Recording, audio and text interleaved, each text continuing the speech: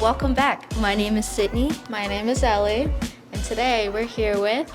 I'm Kayla Sullers. Welcome to Cuddle Beat. Hey. Episode 4. Y'all got a theme song yet? I got a little jingle. We could make one. So, Kayla, can you tell us a little bit about yourself and what your role is as a creative? Yeah. All right. So my name is Kayla Sullers. I'm from the east side of Chicago. I am what I like to say, a visual creative. I work in the film industry. I've worked on Empire, Candyman, Snowfall, Power Book Force, Love is Blind. I'm a part of IATI Local 600, classified as a digital utility, but as of right now, I am a second camera assistant. When I'm not in the union world, I own a production company, a video production company, where I'm allowed to creative direct and be a director of photography. So yeah. Does it all. So I know you mentioned that your family is very creative. When did you first realize that you wanted to do like cinematography and just like, creative director type of jobs? If it weren't for the teachers, I wouldn't be here today. By the time I made it to high school, I joined a performing arts program through Chicago Public Schools. It felt like a high school musical, and my art was video production. Shout out to Miss Mackenzie. Shout out to her. She taught us how to create movies from scratch. And just like as indie filmmakers. 1 month in particular, I did a documentary about being a part of Black Lives Matter and just all the dope things that the Black youth we were doing at the time. And next thing you know, she was like, Kayla, you need to submit this to film festivals. So it got picked up by the Chicago International Film Festival Cine Youth. And next thing you know, they started to give me scholarships to different programs where I just got to learn the element of filmmaking to like that's the next degree. And by the time I was a freshman in college, I got the chance to be an intern on Empire. And not knowing what a DP was, not knowing what a camera assistant was or any of that, I got the chance to learn and get my feet wet and like see how the industry work. And then I was like, I'm gonna be a camera girl. Like that's it, that's all. Like listening to that, I'm like, wow, like I wanna be you when I grow up. Oh my gosh. Like, I wanna have some stuff going on. 24. I'm 24, y'all. Crazy. Like I turned 25 pretty soon, but adulting sucks. Okay, take your time. What are some challenges that you face, like in this industry, because it is male dominated, is very white, as a Black woman, and also being so young, like do you ever have people undermining you? All the time, honey, all the time. I can't even count on my hands the amount of microaggressions that I receive. I'll never forget I was an intern on Empire. I won't out this man. I used to wear my pro-Black, I'm a Black strong queen, I know who I am. Came up to set and the key dolly grip, he was like, oh, whoa, it looked like you stuck your finger in an electric socket. I'm like, what the fuck you? Yeah, so I deal with a lot of that. A lot of the times I am on set, people are like, who did you know to get here? Who put you here? Not how much work, what was your experience? I've had people snatch things out my hand. I've had people like tell me that they could fire me and replace me. And, instead of me taking that as a sign to like run or leave the business, it puts fire under my feet. And it's like, nah, I'm gonna keep going. I'm gonna prove y'all. Shows so much discipline and it shows so much ambition. Yeah. Like if I was in that situation, I'm so sensitive that I would literally like just not want to step back into that field as soon as someone yelled at me. Don't get me wrong. I've gotten cursed out. Oh my God, I had people be in my face screaming at me. I'm about to be vulnerable. I used to anytime I would have a bad moment on set, I'll go to the bathroom and I'll just ugly cry. I'll just sit in the mirror and I'll just like gas myself up and be like, baby, you that girl outside of this world. Like people will always try to put me in a box, and I know like I'm bigger than what production I'm on. I don't give a damn how many millions and bajillions of dollars y'all invest. I know y'all cannot break my self-worth in the process. So man, cry it out, see it through, keep it going. Don't let them see you down. I'm like having an emotional reaction to like the stuff that you're saying, because it's like I can't believe that people are so like rude and stuff, and like why would anybody like they're mean downgrade you? Yeah, they did try to do it. Like I was working on a show and my father, he was making his transition with colon cancer. And that was like the most challenging time in my life because my family, they saw I don't come from much. I don't come from much of anything. Everything that y'all see me with and see me rolling with, I had to like get it out the mud. Like single parent household, just about we poor, all of that. Yeah. So my parents will always be like, Kayla, don't quit.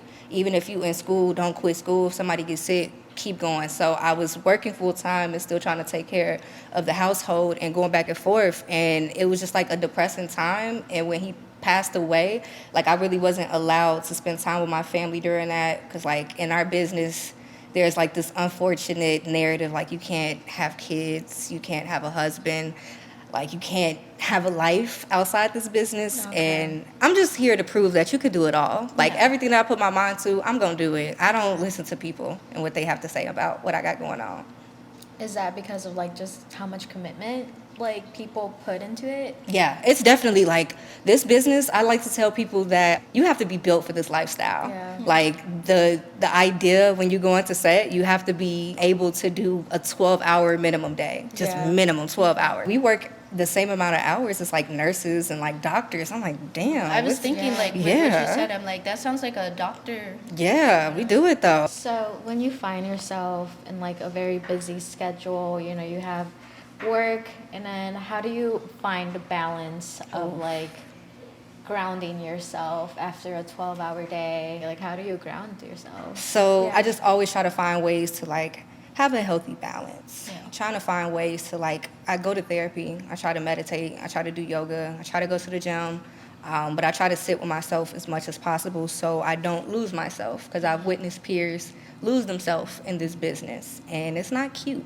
And I like being cute, okay? Yeah.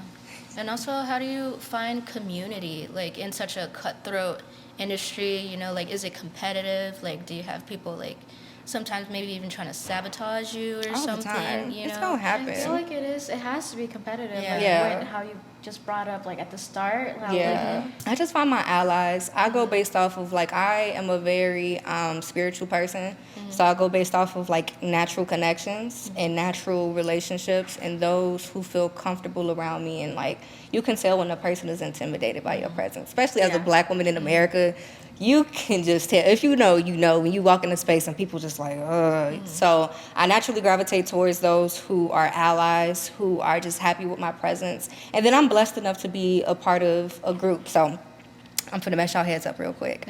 A part of Local 600, there's 10,000 members. Out of 10,000 members, there's approximately 110 Black women a part of that 10,000.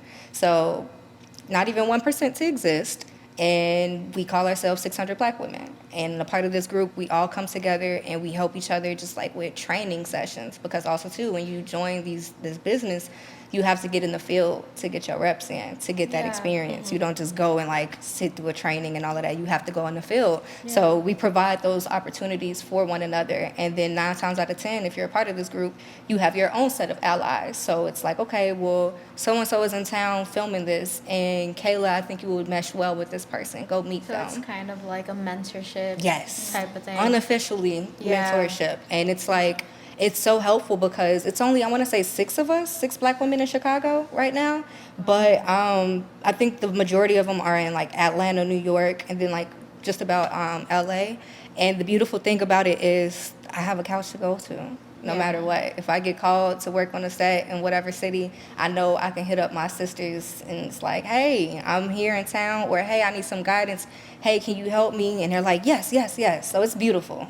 That's where you find the environment. You got to just find those who care for you. And how do you find that you make space to still, like, tell your own stories while also helping other people tell their stories, you know?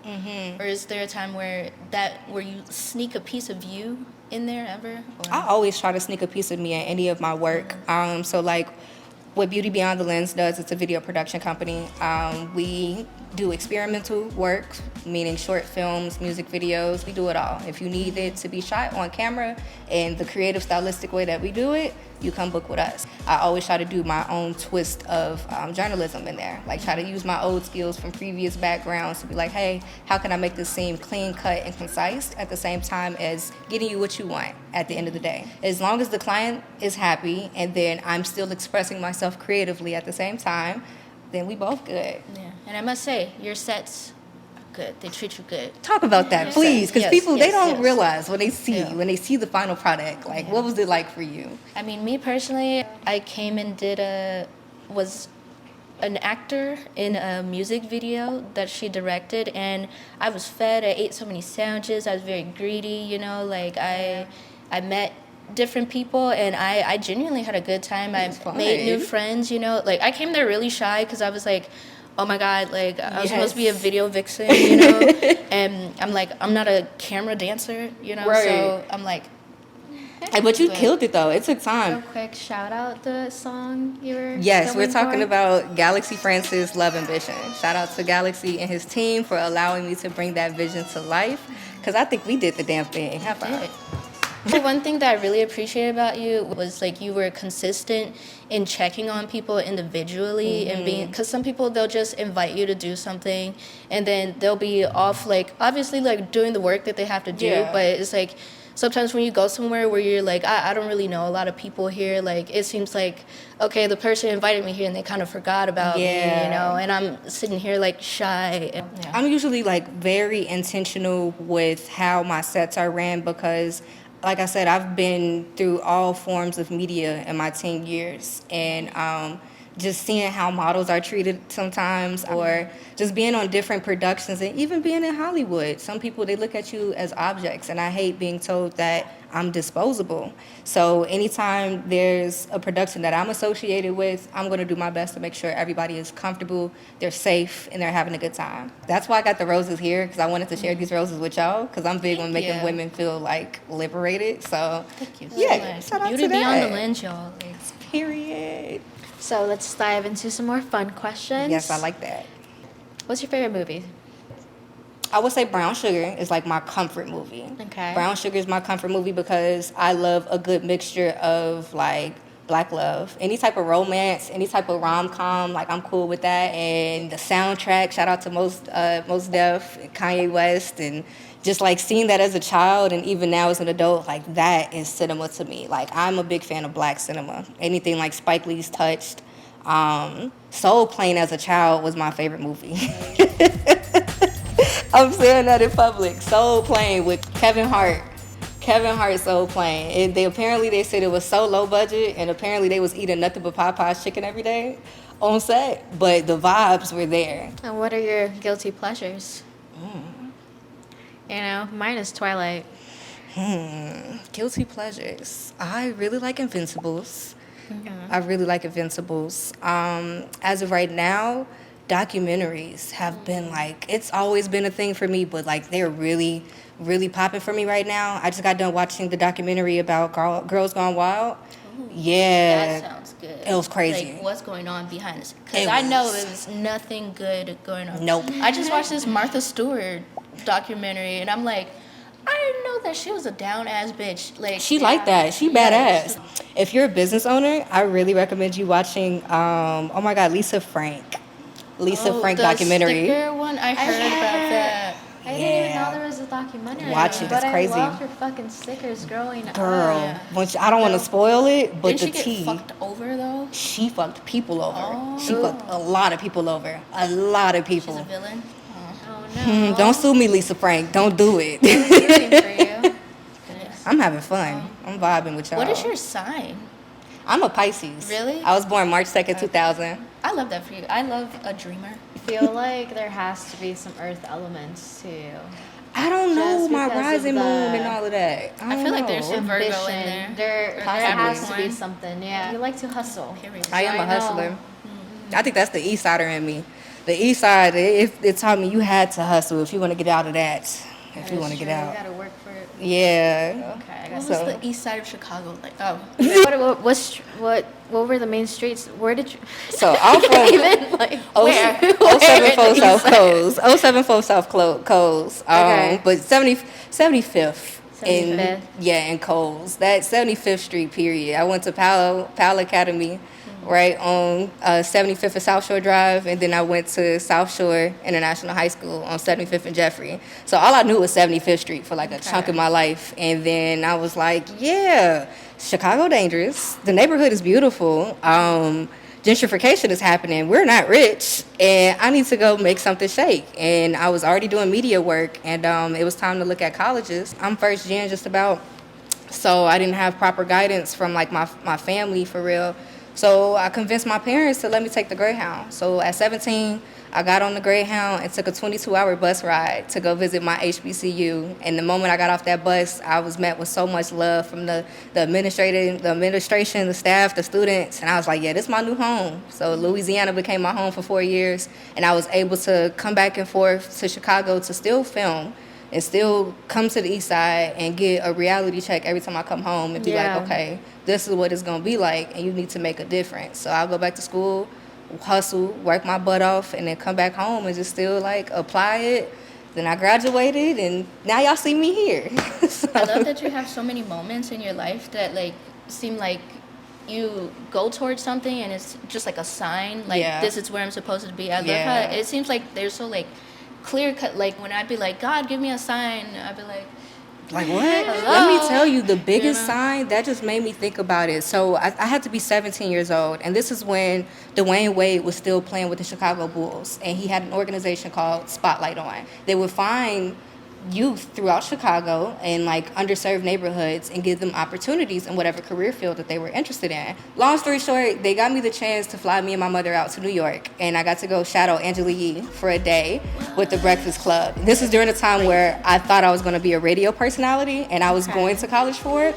And I got in there, and what people don't know is, like, you know, you see the Breakfast Club recorded, right? Yeah. That's through Revolt TV. Okay. And what people didn't know is that Revolt TV had a production space upstairs. And they were like, you want to go up to the production space? I'm like, yeah. I go upstairs. I met the executive producer at the time, the producers, the editors, and, like, the whole production team. And I remember turning to my mom and being like, this is what I want to do. These are the people that's in control. These are the people that make a difference. And so shout out to Dwayne Wade, Spotlight On. That's really what showed me, like, I can do what exactly it is I want to do in production and in this field. So shout out Dwayne Wade. Right, shout out Dwayne Wade. Ball is life. Ball is life.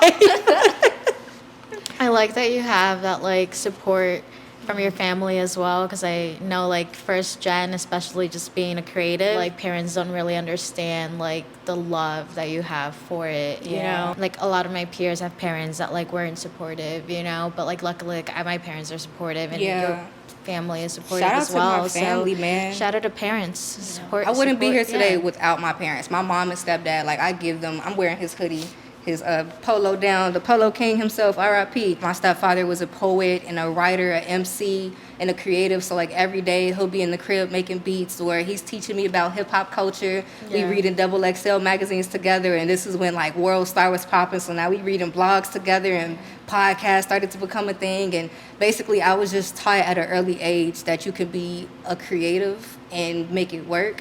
And then once they saw, like, oh, Kayla got it, and they just always like, no, we're going to push her and help her in whatever way. So 10 years in the making. Shout out to the family and the community, because I would not be here without y'all, for sure. Where do you see yourself in, like, maybe even 5 years, you know? Maybe. You know, I keep saying it. I'm chasing for the big things. I really want an Emmy. I want to sit on I have a trophy shelf that I call it, of just, like, all awards in my 10-year span, including, like, my press passes. I just want to see a big body thing of, like, Kayla accomplished that. Even if it doesn't happen in 5 years, I just want to chase whatever it is my heart desire. I want to create. I want to see more young black people in this field. I want to see them dominating the field. I want to be the ones to hire them in this field. And I just want to make dope shit. I just want to be able to be paid to do dope shit. That's it. And you will be. Yes. She's hungry, you know? We gonna do it. All of us. I can't wait to see where y'all go. Y'all are so dope. I want to give y'all flowers, literally. Y'all are amazing. I've been a fan of y'all for the longest, and just seeing y'all grow and y'all platform. Like, I can't wait to see y'all level up. Every single body of the whole Real Ones crew. Like, y'all are gifted and one of a kind. Thank you. The real ones. The real ones. Like, I want to see your legacy, like, take the fuck off. Like, I want my children to be like, oh my God, like, I knew her. Like, I don't know if she remembers my name, but no, y'all gonna be pulling up to Sunday dinner. We gonna do our own brunch, like Rock Nation brunch, but, like, make it Chicago style. Let's do it. We gonna talk. Any words of advice? What's something you want the people to know? Yeah. Like, To something know. inspirational, or something, anything. Or just anyone that has some sort of interest, you know? What do you want the kids to know? Man, okay. To the young black girls who see me doing it, see my peers doing it, you could do it too. Don't let anybody try to discourage you. Don't let anybody try to tell you that you can or cannot do. You are not meant to belong in the box. Run. If somebody's trying to box you in, you better run, baby. Run as fast as you can. Do whatever your heart desires. If you feel like your heart is on fire in a good way, that means you should pay attention to that. And if it makes you happy, do it. I'm a firm believer, do what makes you happy. Yeah. Trust your intuition. Yeah. That is beauty beyond the limits. Period.